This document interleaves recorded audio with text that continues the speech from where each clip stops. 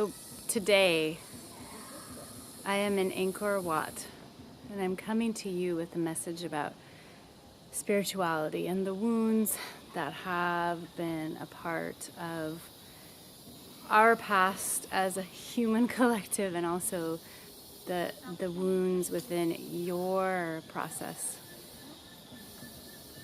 So a lot of spiritual wounds happen to us, and we don't even realize how powerful they are. And those wounds, let me tell you, when you explore them and understand them, those wounds are potent places that you get to allow your gifts to be witnessed, seen, and shared with the world, if that is what you desire. So even though these spiritual wounds that we have experienced can be a place of where we don't understand, right? We don't even understand how significant they can be. So let me give you an example of the spiritual wound is when we are disconnected from Mother Earth. When we are told that, no, you are not able to access the connection to everything. And yet here in this place in Angkor Wat, where there is nature and buildings and temples, you know and you can feel the connection. So in your lifetime, in your journey, have you felt where you've been told, I know the answer and you don't? Have you been chastised for sharing something that is so powerful, like the most powerful place of something that occurred for you, like a gift, like clairvoyance, if you can see or hear, clairaudience, or an all-knowing gift, and then you're told, no, that's not acceptable. So there's the 5 clairs, and those 5 clairs, when you tap into them as a child and you share them, it can be a place of disturbance for adults, especially if it's outside of the normal path. But you are meant to share those gifts, and you are meant to feel safe with your spiritual gifts. So the wounding that we feel is because we've been told that we shouldn't have these connections to Mother Earth, to the songs, to the birds, to the trees, to the stones. You know, this stone was brought down from a mountain by elephants.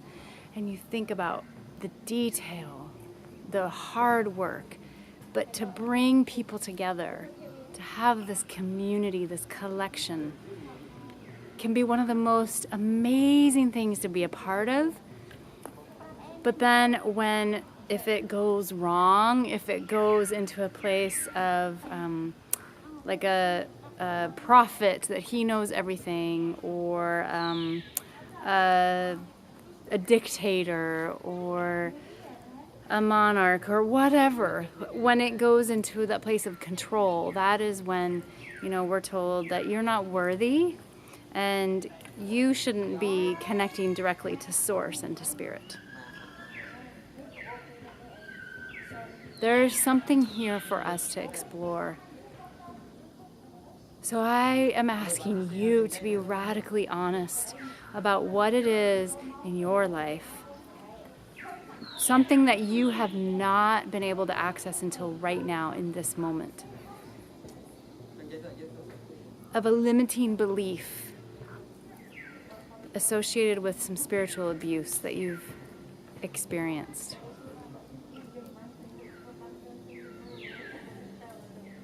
I want to know, our team wants to know what it is that wants to come through. So I actually am just called to share this because this is the potency and what can happen with spiritual abuse. And this could be for any religion, you guys. I'm just giving an example. So there, in the Catholic, there can be the real strict conforming. And then also when I grew up, it was a real strict conforming. And you know what it does? So my grandmother, she was raised Catholic and she was in a boarding school until she was 12. Well, see, the thing is, her period, her regular monthly cycle stopped. And I also had irregular periods. And it's because of the disconnection from our own source, our own connection to ourselves. So for women, spiritual abuse is very physical. And for men, it is very physical. There's places of depression.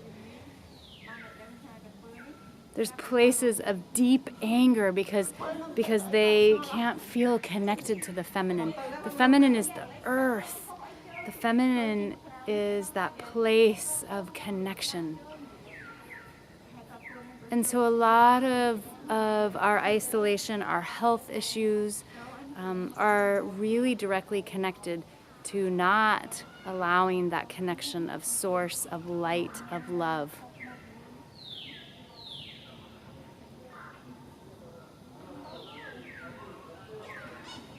Spiritual abuse needs compassion and love. It needs to be held. Those wounds are deep and they affect us physically. They affect us in our sexuality. So I had no idea in my own personal journey of being in a strict end times. You know, the world was going to end when I was 10 years old. And though that place of fear, that place of control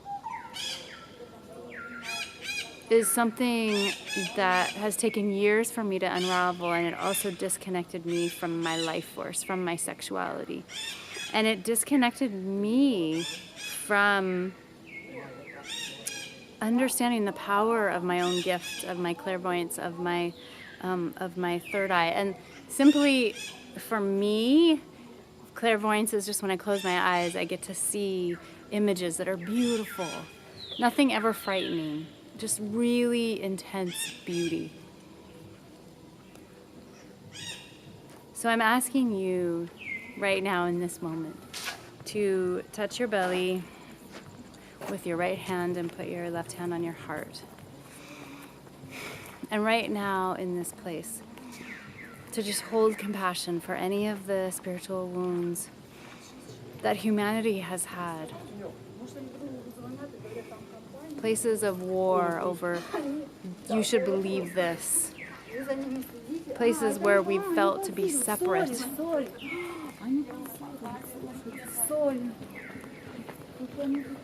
Breathe in compassion and love. Feel the connection to the trees and the birds. Know that you are divine and you are connected to everything. Know that even the bugs, the dragonflies, the fish, the dolphins are part of you.